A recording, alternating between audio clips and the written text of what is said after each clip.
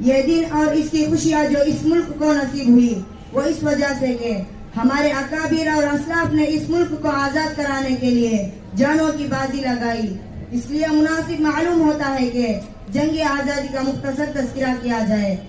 بزرگان محترم، ہندوستان کی سرزمین پر مغل بادشاہوں نے نہایت و انصاف کے ساتھ سینکڑوں برس حکومت کی، لیکن ایک وقت وہ بھی آیا کہ تن کے گورے اور من کے کالے انگریزوں نے ایسٹ انڈیا کمپنی قائم کرنے کے بہانے ہندوستان کی سرزمین پر قبضہ کر کے ہندوستانیوں پر ظلم و ستم اور ناانصافی کا بازار گرم کیا اور اس ملک کے باشندوں کا جینا حرام کر دیا. ہندوستان کو طویل جد و جہد کے بعد آزادی کی نعمت حاصل ہوئی، جس کے لیے ہمارے اسلاف نے زبردست قربانیوں کا نذرانہ پیش کیا، جان و مال کی قربانیاں دی، تحریکیں چلائی، تختہ دار پر چڑھے، پھانسی کے پھندے کو جرأت و حوصلہ کمال بہادری کے ساتھ آزادی کی نعمت حاصل ہوئی. لیکن